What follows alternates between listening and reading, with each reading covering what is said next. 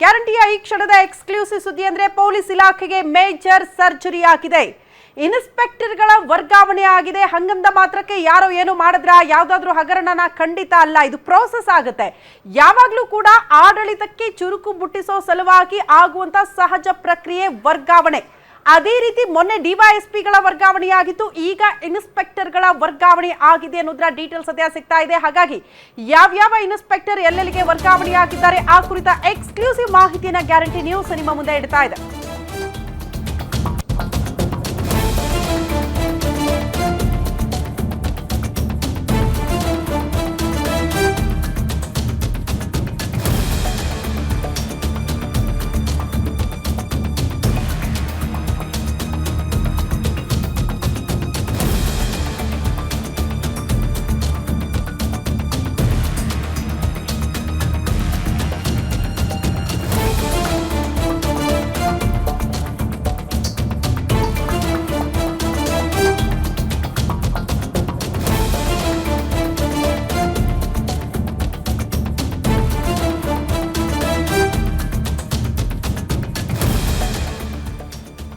ರಾಜ್ಯ ಪೊಲೀಸ್ ಇಲಾಖೆಗೆ major surgery ಆಗಿದೆ.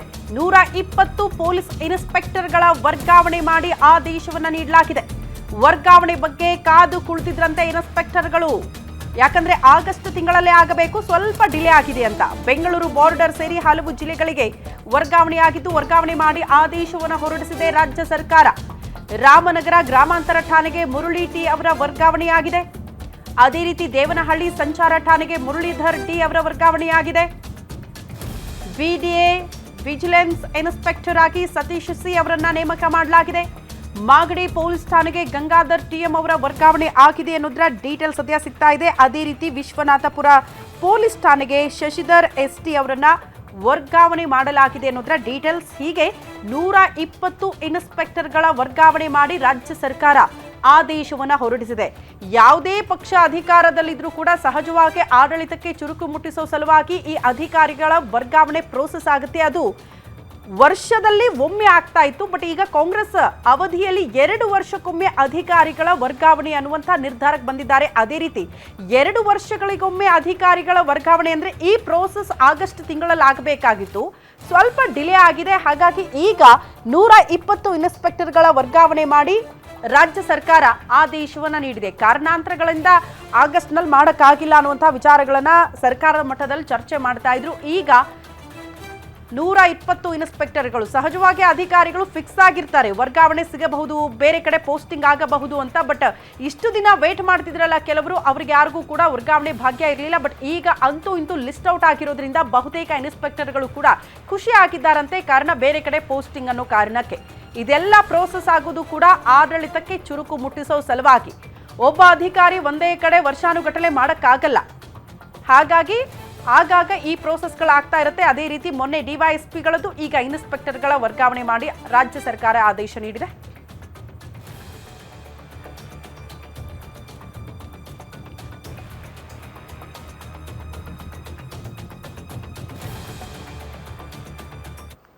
ಈ ಬಗ್ಗೆ ಮತ್ತಷ್ಟು ಡೀಟೇಲ್ಸ್ ಅನ್ನ ಕೊಡ್ತಾ ಹೋಗ್ತಾರೆ ಹಿರಿಯ ಪ್ರತಿನಿಧಿ ಅಜಯ್ ಗೌಡ ನೇರ ಸಂಪರ್ಕದಲ್ಲಿ ಜಾಯಿನ್ ಆಗ್ತಿದ್ದಾರೆ. ಅಜಯ್, ಕಾಮನ್ ಆಗಿ ಆಗುವಂತಹ ಪ್ರೋಸೆಸ್, ಬಟ್ ಒಂದು ವಿಚಾರ ಗಮನಿಸಬೇಕು, ಯಾವುದೇ ಪಕ್ಷ ಅಧಿಕಾರದಲ್ಲಿದ್ರೂ ಕೂಡ ಇಯರ್ಲಿ ಒನ್ಸ್ ಅಧಿಕಾರಿಗಳ ವರ್ಗಾವಣೆ ಆಗ್ತಾ ಇತ್ತು. ಬಟ್ ಕಾಂಗ್ರೆಸ್ ಅವಧಿಯಲ್ಲಿ 2 ವರ್ಷಕ್ಕೊಮ್ಮೆ ಆಗಸ್ಟ್ ನಲ್ಲಿ ಆಗಬೇಕಾಗಿತ್ತು. ಕಾರಣಾಂತರಗಳಿಂದ ಸ್ವಲ್ಪ ಡಿಲೇ ಆಗಿದೆ ಅಂತ ಕೇಳ್ಪಟ್ವಿ.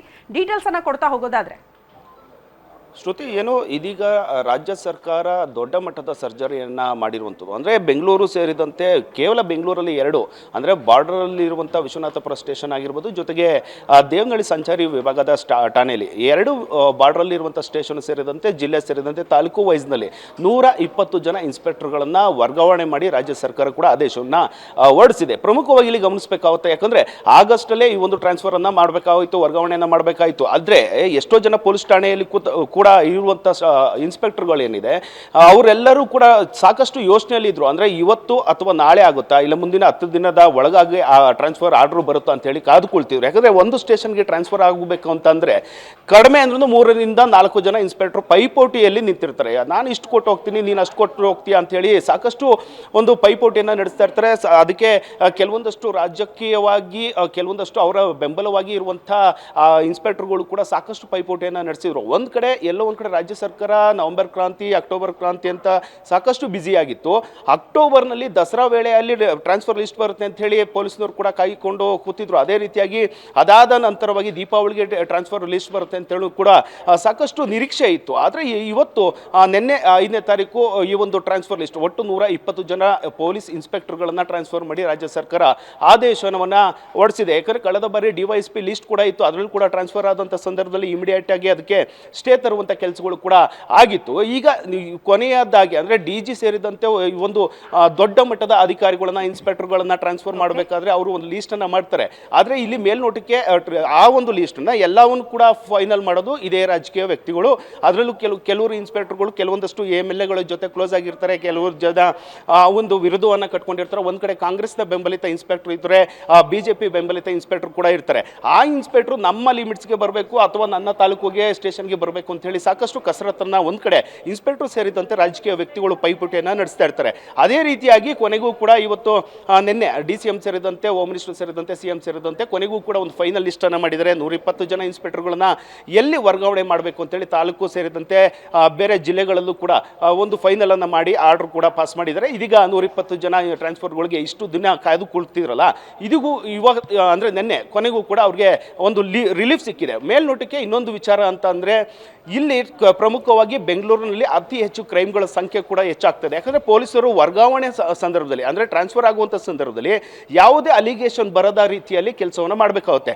ಒಂದು ವೇಳೆ ಯಾವುದಾದ್ರು ರಿಕವರಿ ಮಾಡುವಂಥ ಸಂದರ್ಭದಲ್ಲಿ ಆಗಿರ್ಬೋದು ಅಥವಾ ಒಂದು ಆರೋಪಿನ ಅರೆಸ್ಟ್ ಮಾಡುವಂಥ ವೇಳೆಯಲ್ಲಿ ಯಾವುದಾದ್ರೂ ಅಲಿಗೇಷನ್ ಬರ್ಬೋದು, ರಿಕವರಿ ಹಂತದಲ್ಲಿ ಯಾವುದಾದ್ರೂ ಹಣವನ್ನು ಪಡ್ಕೊಂಡಿರುವಂಥದ್ದು, ಜೊತೆಗೆ ಚಿನ್ನಾಭರಣವನ್ನು ಒಂದು ಅವರೇ ತೆಗೆದು ಇಟ್ಕೊಳ್ಳುವ ರೀತಿಯಲ್ಲಿ ಕೆಲಸವನ್ನು ಕೂಡ ಆಗ್ತಾ ಇರುತ್ತೆ. ಆ ಒಂದು ಸಂದರ್ಭದಲ್ಲಿ ಇನ್ಸ್ಪೆಕ್ಟರ್ ಮೇಲೆ ಅಲಿಗೇಷನ್ ಬಂದಂಥ ಸಂದರ್ಭದಲ್ಲಿ ಅವರಿಗೆ ಟ್ರಾನ್ಸ್ಫರ್ ಮಾಡೋದಕ್ಕೂ ಕೂಡ ಸಾಕಷ್ಟು ಕಷ್ಟ ಆಗುತ್ತೆ. ಹೀಗಾಗಿ ಕ್ರೈಮ್ ರೇಟ್ಸ್ಗಳು ಜಾಸ್ತಿ ಆಗ್ತಾ ಇದ್ರು, ಪೊಲೀಸರು ತನಿಖೆನ ಮಾಡೋದಕ್ಕೆ ಹಿಂದೇಟನ್ನು ಆಗ್ತಾ ಇದ್ದಾರೆ. ಯಾವುದೇ ಅಲಿಗೇಷನ್ ಇಲ್ದಲೆ ನಾನು ಟ್ರಾನ್ಸ್ಫರ್ ಆಗಿ ಹೋಗ್ಬಿಡಬೇಕು. ಯಾಕಂದರೆ 2 ವರ್ಷ ಸಂಪೂರ್ಣ ಆದ ಮೇಲೆ ಈಗ 20 ದಿನಕ್ಕೂ ಹೆಚ್ಚು ದಿನಗಳು ಕೂಡ ಇನ್ನೂ ಅದೇ ಸ್ಟೇಷನಲ್ಲಿ ಇದ್ದಾರೆ. ಹೀಗಾಗಿ ಬೇರೆ ಸ್ಟೇಷನ್ಗೆ ಹೋಗ್ಬೇಕಂದ್ರೆ ಅದಕ್ಕೆ ಆದಂಥ ಕೆಲವೊಂದಷ್ಟು ಇನ್ಸೆಟ್ ಪ್ರೋಸೆಸ್ ಇರುತ್ತೆ, ಅದನ್ನೆಲ್ಲವನ್ನು ಕೂಡ ಮಾಡ್ಕೊಂಡಿದ್ದಾರೆ. ಜೊತೆಗೆ ಕ್ರೈಮ್ ರೇಟ್ ಜಾಸ್ತಿ ಆಗ್ತಾ ಇದ್ರು, ಪೊಲೀಸರು ಈ ಒಂದು ವಿಚಾರವನ್ನು ಮುಂದಿಟ್ಕೊಂಡು ಜಾಸ್ತಿ ಅಲಿಗೇಷನ್ ಬರದ ರೀತಿಯಲ್ಲಿ ಕೆಲಸವನ್ನು ಮಾಡ್ತಾ ಇದ್ದಾರೆ. ಹೀಗಾಗಿ ಈ ಒಂದು ಲಿಸ್ಟು ಎಲ್ಲೋ ಒಂದು ಕಡೆ ಪೊಲೀಸರಿಗೆ ಸಾಕಷ್ಟು ಸಂತಸ ತಂದಿದೆ. ಅದೇ ರೀತಿಯಾಗಿ ಮೊನ್ನೆ ನೋಡಿದ್ವಿ ಅಂದರೆ ಬೆಳ್ಳಂದೂರಲ್ಲಿ ಮಗಳ ಒಂದು ಸಾವಿನ ಹಿನ್ನೆಲೆಯಲ್ಲೂ ಕೂಡ ಲಾಂಛಕ್ಕೆ ಬೇಡಿಕೆ ಇಟ್ಟಿದ್ದಂಥ ಇನ್ಸ್ಪೆಕ್ಟರ್ ಸೇರಿದಂತೆ ಸಬ್ ಇನ್ಸ್ಪೆಕ್ಟರ್ ಸೇರಿದಂತೆ PC ಒಬ್ಬರು ಕೂಡ ಅಂದರೆ ಆ ಒಂದು ಠಾಣೆ ಇನ್ಸ್ಪೆಕ್ಟರ್ ರಮೇಶ್ ಟೊಟ್ಟಿ ಅಂತ ಏನಿದ್ದಾನೆ ಆತನನ್ನು ಕೂಡ ನಿನ್ನೆ ಸಸ್ಪೆಂಡ್ ಮಾಡುವ ಮೂಲಕವಾಗಿ ಸಾಕಷ್ಟು ಬಿಸಿಯನ್ನು ಮುಟ್ಟುವಂಥ ಕೆಲಸವನ್ನು ಪೊಲೀಸ್ ಇಲಾಖೆ ಮಾಡಿತ್ತು. ಹೀಗಾಗಿ ಈ ಒಂದು ಭಯದಲ್ಲೇ ಇರುವಂಥ ಪೊಲೀಸ್ನವರು ಯಾವುದೇ ರೀತಿಯಾದಂಥ ಅಲಿಗೇಷನ್ ಬರದ ರೀತಿಯಲ್ಲಿ ಕೆಲಸವನ್ನು ಮಾಡ್ತಾ ಇದ್ದಾರೆ. ಒಟ್ಟಿನಲ್ಲಿ ಕ್ರೈಮ್ ರೇಟ್ಸನ್ನು ಕಂಟ್ರೋಲ್ ಮಾಡೋದ್ರ ಜೊತೆಗೆ ಈ ಒಂದು ಅಲಿಗೇಷನ್ ಬರದ ರೀತಿಯಲ್ಲಿ ಪೊಲೀಸರು ಕೆಲಸವನ್ನು ಮಾಡಬೇಕಾಗುತ್ತೆ. ಶ್ರುತಿ. ಓಕೆ ಅಜಯ್, ಧನ್ಯವಾದಗಳು ತಮ್ಮೆಲ್ಲ ಮಾಹಿತಿಗೆ.